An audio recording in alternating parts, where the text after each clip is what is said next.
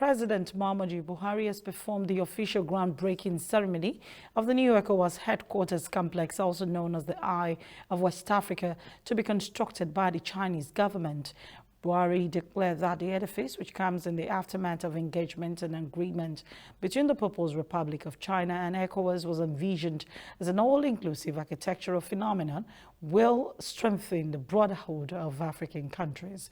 It will represent the 380 million West African citizens and would house three major ECOWAS institutions, including the ECOWAS Commission, the Community Court of Justice, and the Parliament. It gave directives to the various ministries, departments, and agencies under the coordination of the Nigerian ambassador and permanent representative to ECOWAS to ensure smooth facilitation of the project. Buhari was accompanied by the chair of the Authority of ECOWAS Heads of State and President of Guinea-Bissau, Sissoko Embalo, President of the ECOWAS Commission, Dr. Omaru Aliu Toure. Ambassador represented the government of the People's Republic of China, permanent representatives, members of diplomatic corps, as well as the heads of ECOWAS institutions and commissioners to the ceremony at the Airport Road in Lugbe, Abuja.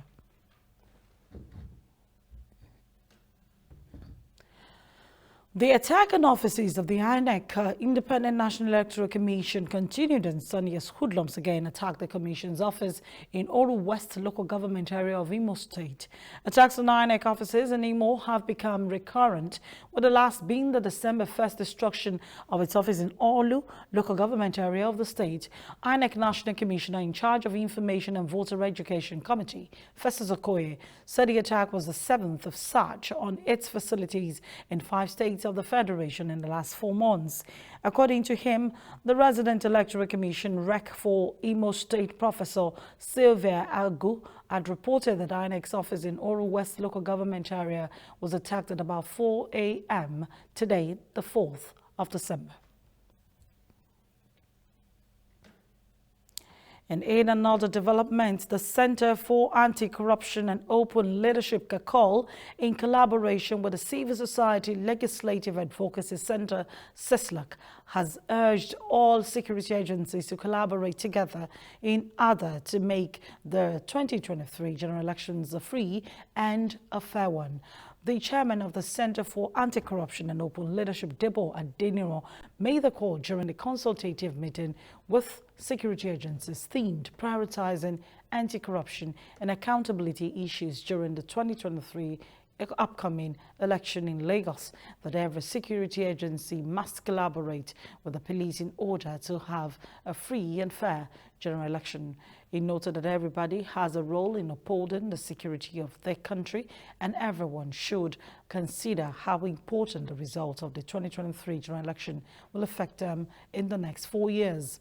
The police representative, CSP Akinlalu Alex, assured everyone to fear not in the upcoming election, as the police is ready to make sure the 2023 general election is free and fair. It's a very right program for this particular period that we are expecting the election. The election is around the corner.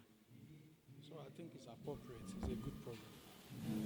All right, what is the police department doing about all the ballot, kidnapping, or anything? Yeah, yes.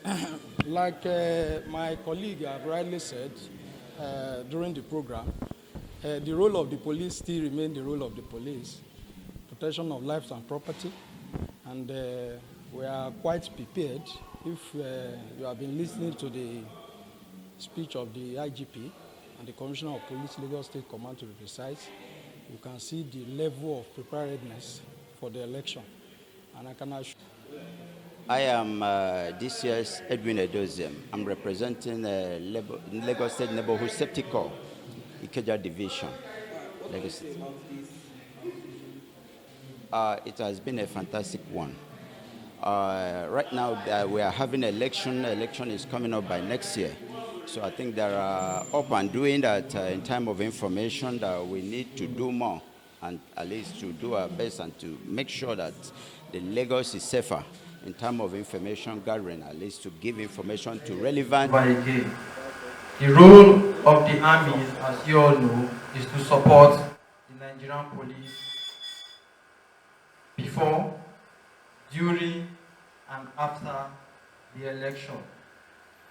As usual, we deploy our men, ensure they provide security, and ensure civilians' lives and properties and people taking part in the election are protected.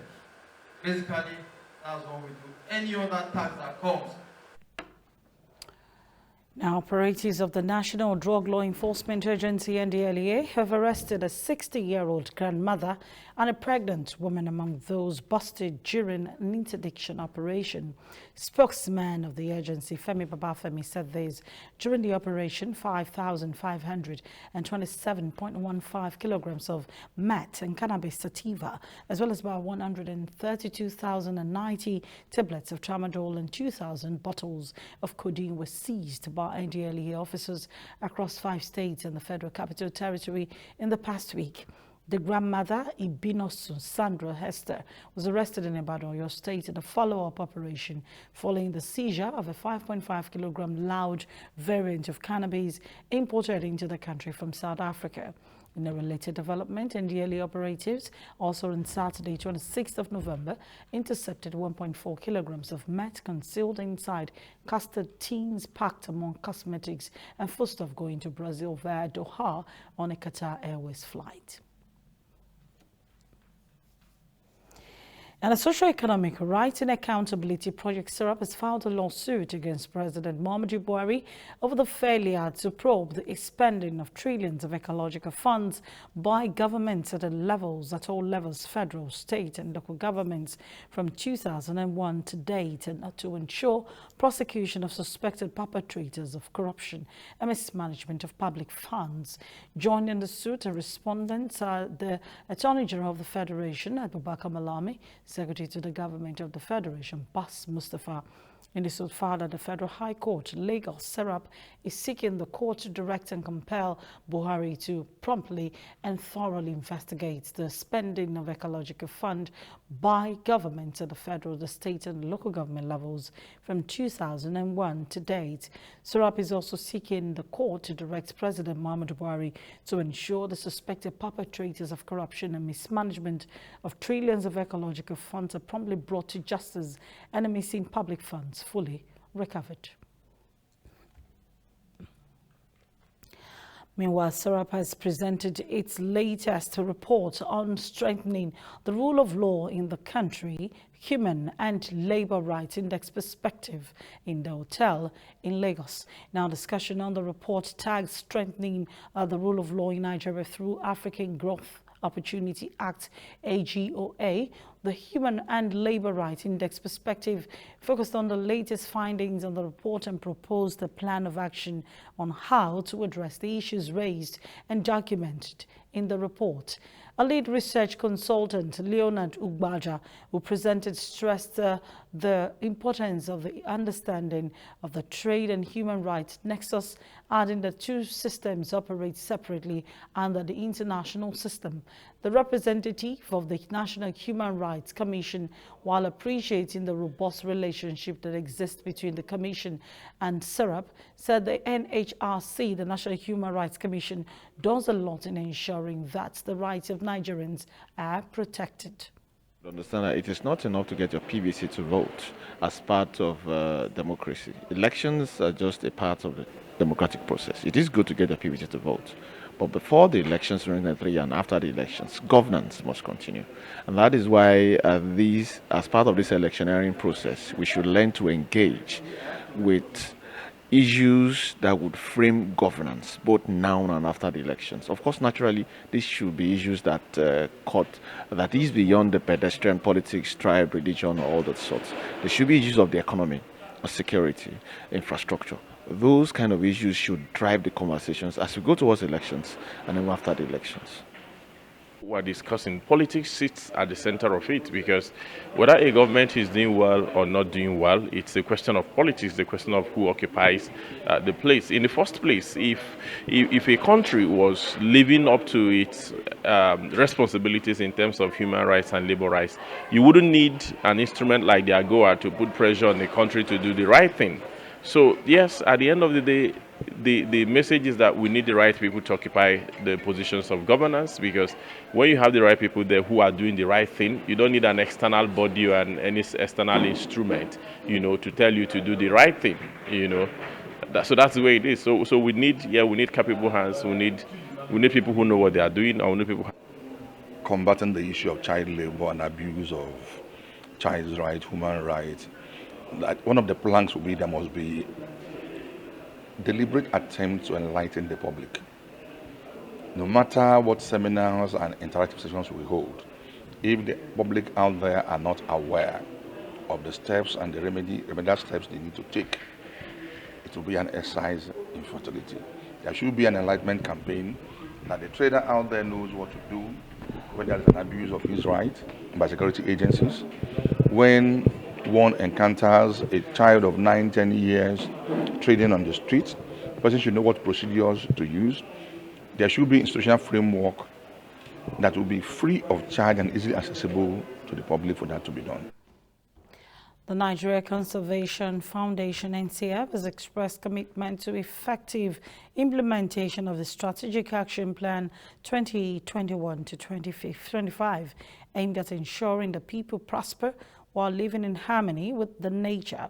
Now, President Board of Trustees of NCF, Philip Asiodo, while speaking at the NCF 2022 meeting held virtually, said the launch of SAP was a major achievement of the foundation in 2021. Asiodo said SAP was a call to practical action by the foundation and all Nigerians across communities. Chairman NCF National Executive Council Ede Dafinon explained that the foundation had renewed its strategic partnership with relevant government parastatals to expand the coverage of conservation activities. Another strong pillar NCF considered very important is climate change. Climate change is the biggest global environmental threat. Adaptive measures need to be taken now to protect arid regions in the northern part of the dear country, where desert encroachment is happening at a fast rate. The new SAP is a strategic initiative that provides a 5-year roadmap for the foundation. It has 4 key pillars focused on spaces and landscapes, with emphasis on forest restoration, species that emphasizes the conservation and sustainable management of species of conservation concern, active engagement on climate change, and lastly, expanding NCF's stakeholders' engagement. In the year under review, the new NCF SAP provides good direction and guide for the foundation and was instrumental to many achievements we recorded, even with the COVID-19 pandemic still hovering around. Under the first pillar of spaces, we go to drive the Green Recovery Nigeria initiative that was launched in 2017. Altogether, since inception of this project, we have planted about 1.7 million tree seedlings as of December 2021. The former Inspector General of Police, Musiliu Smith, has urged Nigerians to always embrace institutions of learning through the provision of financial services and materials that will help build the youth in the right direction.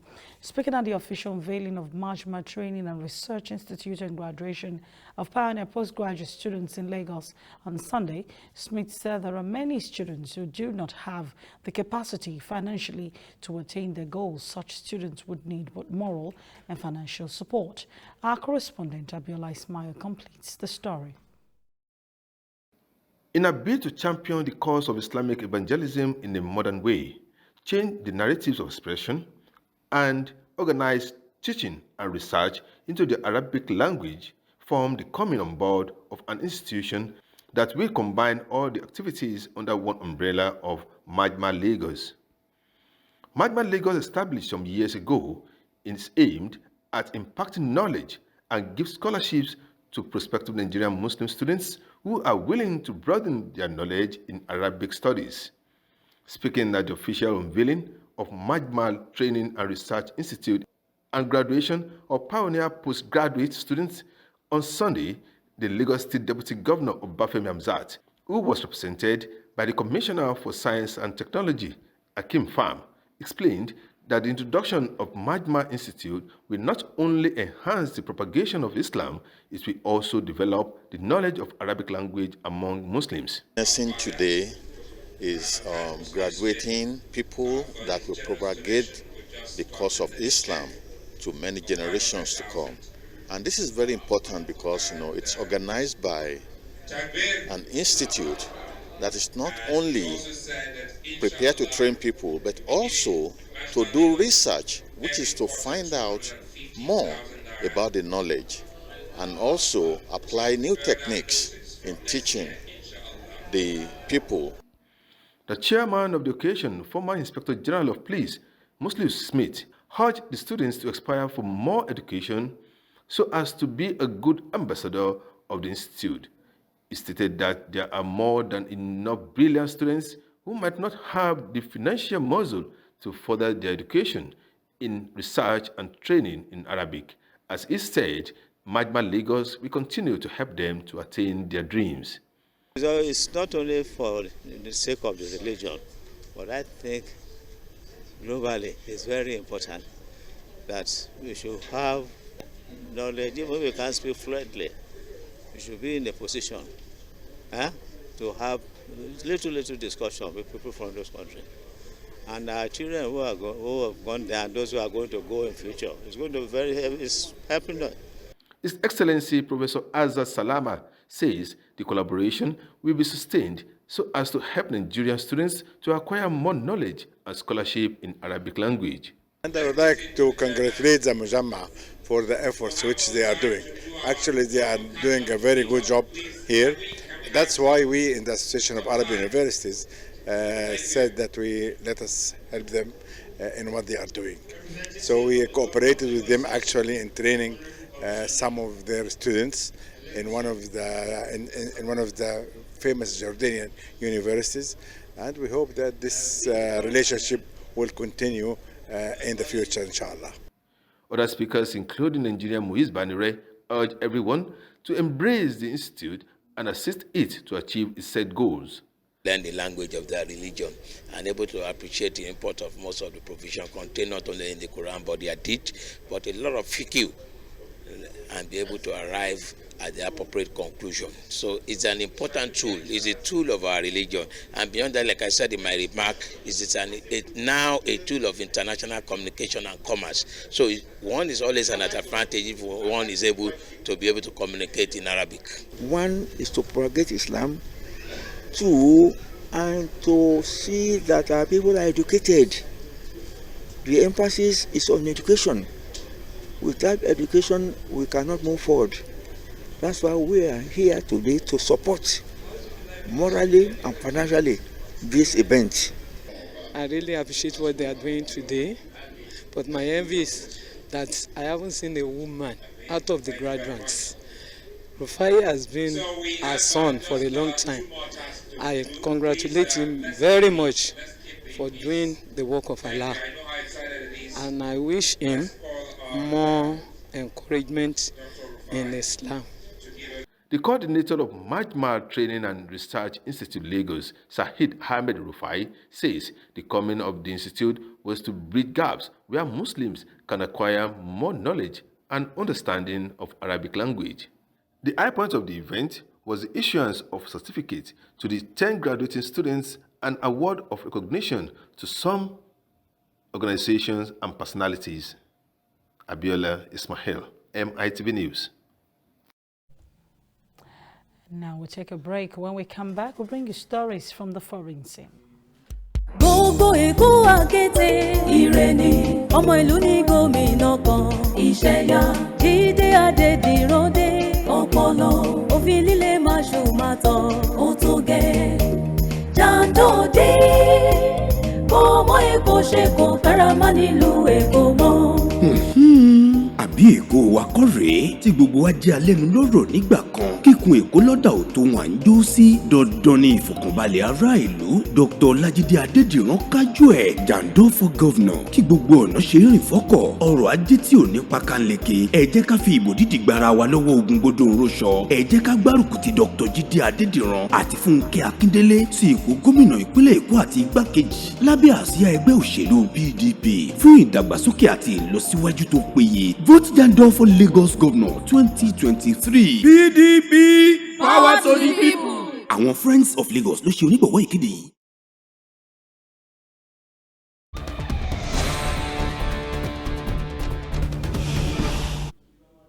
Welcome back. South African President Cyril Ramaphosa said his faith is in his party's hands in his first comments since an official report on a scandal over money stolen from his farm emerged. Opponents have called for his resignation after a panel of legal experts concluded it may have broken the law. On Saturday, Ramaphosa's spokesman suggested he would fight on, but the President Ramaphosa on Sunday said the party top brass should decide his next move. The leaders of the governing Africa National Congress ANC are currently meeting in Johannesburg to discuss the findings of the report. All I have to say today on this matter. Any other matter on this will be communicated at a later time and stage. So I would like to appeal to you all that we leave it there. And all I'd like to hear you say, have a good afternoon, Mr. President. We'll see you around again. Thank you very much. Thank you very much. The U.S. intelligence agencies believe that the fighting in Ukraine has been slowing down, and this will likely continue in the coming winter months, though there has been no evidence of fading resistance on the part of Ukrainian forces. U.S. Director of Intelligence Avril Haines will disclose this, said both sides would try to refit, resupply and reconstitute for any counteroffensive in the spring. It follows Russia's attacks on Ukraine's critical energy infrastructure. The war in Ukraine is now in its 9th month, but Russia has lost more than half the size the land it seized. Will be significant as the Russians attempt to reinvigorate their efforts, but even if they are successful, we are not confident that the fight in the Donbass will effectively end the war. We assess President Putin is preparing for a prolonged conflict in Ukraine, during which he still intends to achieve goals beyond the Donbass. But Putin most likely also judges that Russia has a greater ability and willingness to endure challenges than his adversaries, and he is probably counting on U.S. and EU resolve to weaken as food shortages, inflation, energy prices get worse.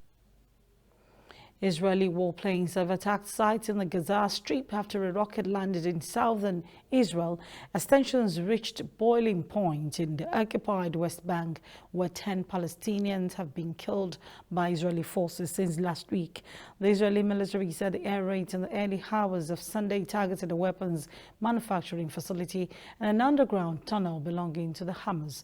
The European Union Foreign Policy Chief Josep Borrell released a statement saying it was greatly concerned about the increased level of violence in the occupied West Bank.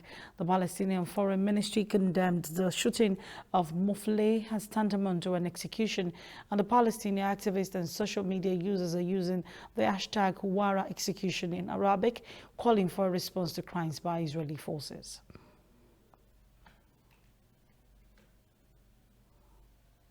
Coming up next on the Primetime News is sports stories. We'll be back shortly. My husband killer dey outside. He dey waka.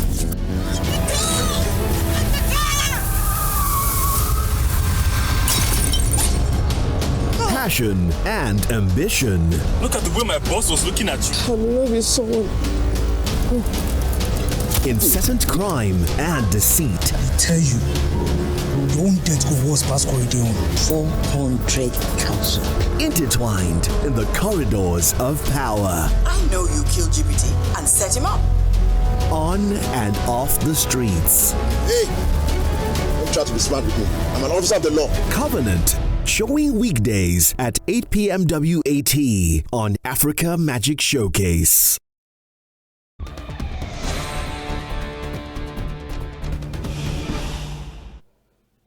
Welcome back. France beat Poland 3-1 in a record-smashing World Cup last 16 clash on Sunday that saw Olivier Giroud become France's outright all-time top scorer and Kylian Mbappe score a magnificent double. France were relentless on the attack as they pushed for an opening goal but could not unlock a steady Poland until just before the break when Mbappe played a pinpoint ball through to Giroud, who hammered past the diving Wojciech Szczesny to claim his 52nd goal for Les Blues. Mbappe scored the second goal in the 74th minute, unleashing a missile just inside the penalty area. The shot into the top corner and added a second goal in stoppage time with another screamer to seal the win and take his total for the tournament to 5. Poland got a consolation goal from a Robert Lewandowski penalty. And Tyson Fury retained his World Boxing Council heavyweight title with a decisive stoppage win over British rival Derek Chisora on Saturday before setting his sights on a blockbuster unification bout against Alexander Usyk. The result was rarely in doubt, with Fury still unbeaten as a professional in control from the opening bell. And with Chisora eyes starting to close, referee Victor Lunin stopped the fight 9 seconds before the end of the 10th round at the Tottenham Hotspur Stadium. The 34-year-old now boasts of a record of 33 wins from 34 fights with 1 draw. On the news tonight, we told you President Muhammadu Buhari and those West African counterparts have laid the foundation for the new ECOWAS headquarters in Abuja. Again, hoodlums attack Imo INEC office in Oru West local government area. In South Africa, President leaves his fate in the hands of his party over the Farmgate scandal.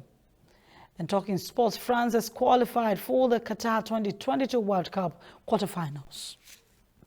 That's it on the news. Thanks for joining us tonight. We'll bring you more in our bulletin tomorrow. I am Tomisi Adebukola. Keep watching MITV and have a good night.